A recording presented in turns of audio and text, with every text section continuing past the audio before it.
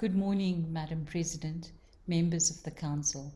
I have the pleasure of updating the Council this morning with my colleagues Andrew Clapham and Bonnie Farko. South Sudan is a country where lives are being destroyed by financial corruption on an epic scale. Looting and pillage aren't just offshoots of war, they are arguably the main drivers of the conflict. At one end of the spectrum, South Sudan's political elites are fighting for control of the country's oil and mineral resources, in the process stealing their people's future.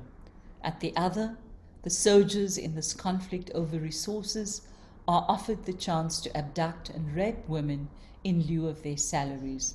The 8-year-old girl raped in front of her parents is the collateral damage.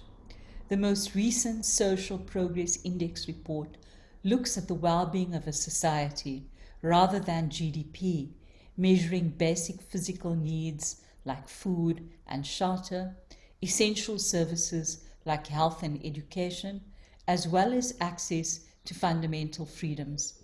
South Sudan is almost at the bottom of the global list. To a large extent, this is because of the conflict that South Sudan's elites have imposed on the country, but it's also a result of the mismanagement of its resources. Our Commission has uncovered brazen embezzlement by senior politicians and government officials, together with a number of entities linked to the government.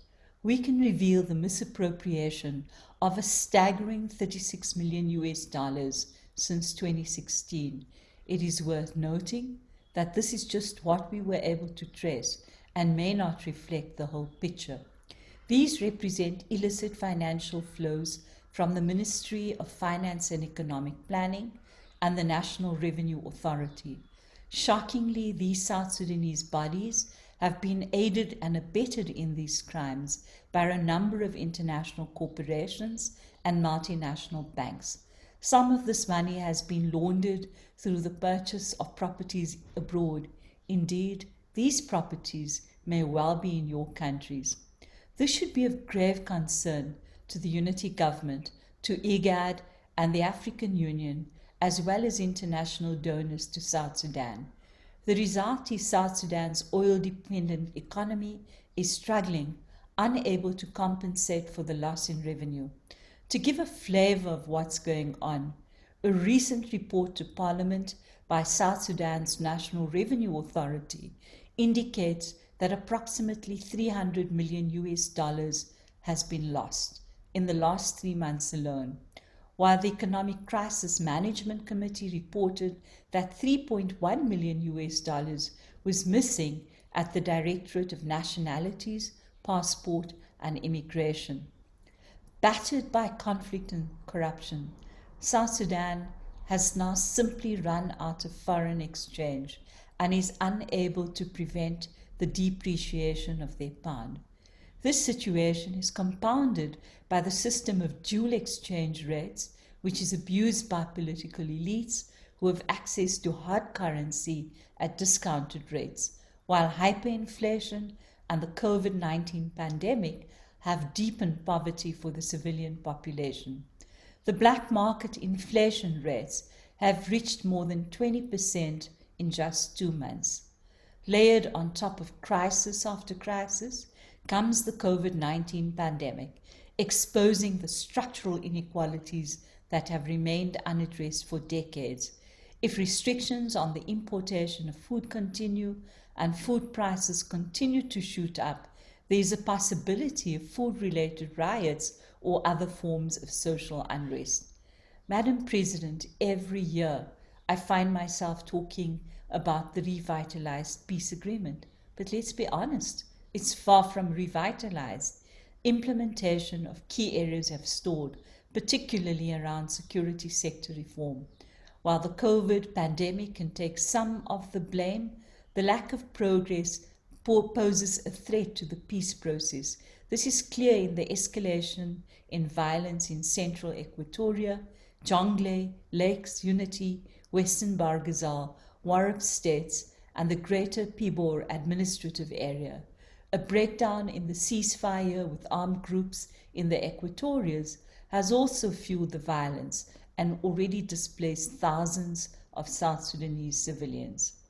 In this internecine situation, tearing communities apart and fueling ethnic and religious hatred, women and girls remain the main casualties.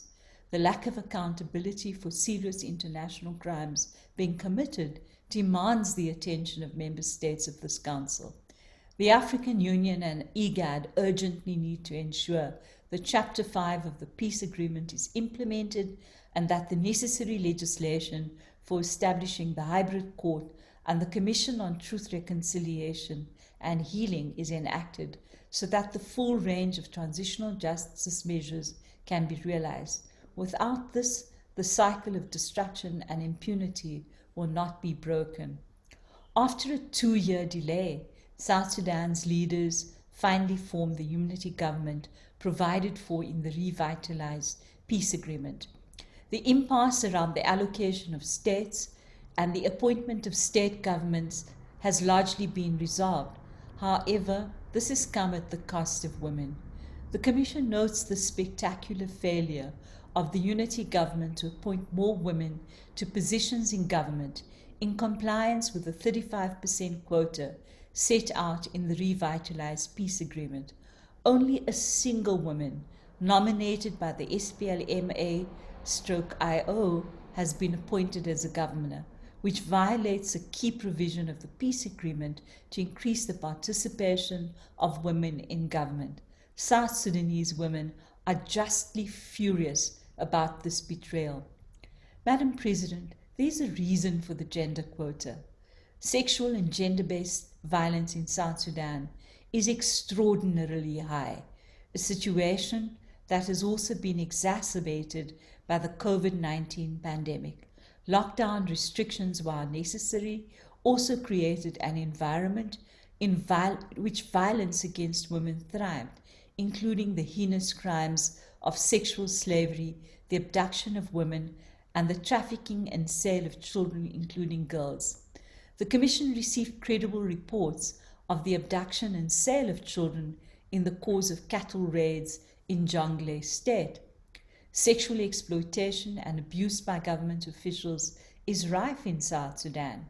The Commission uncovered a sex racket involving government officials' exploitation of young girls. Nothing illustrates better the total impunity that exists for sexual and gender-based crimes in South Sudan. We have been told by community activists of an increase in unwanted pregnancies arising from the rape of young women, allegedly by senior government officials. Sexual and gender-based violence against women and girls of all ages in South Sudan is relentless. The ongoing conflicts in places like the Central Equatorias, Jonglei, Lakes, Unity, Western Barghazal and Warrap states have also seen the abductions of women and girls who are either forced into marriage or become sexual slaves. Young men are recruited to fight on the basis that they are free to kidnap women and girls in forced marriage or as sexual slaves. In a country where the bride price is exorbitant in terms of cattle, the freedom to abduct young girls and force them into marriage is a terrible incentive to commit abduction and rape with no fear of consequences. We had credible reports of girl children as young as 8 suffering multiple forms of rape and sexual violence. In many cases, the parents and family members have been forced to watch as their children are gang raped by multiple perpetrators. While there are some initiatives which try to provide psychosocial support to survivors, the sheer scale of the need is overwhelming for those trying to help. The Commission is told that this is a war against women and girls and their bodies. It is fueled by plunder, the proceeds of which are in your capitals. It is time you seize these assets and return them to the victims, but ensuring South Sudan establishes the hybrid court is the only way to end this crisis definitively. The 8-year-old victim needs to grow up in a world where the men who raped her will be prosecuted. I thank you.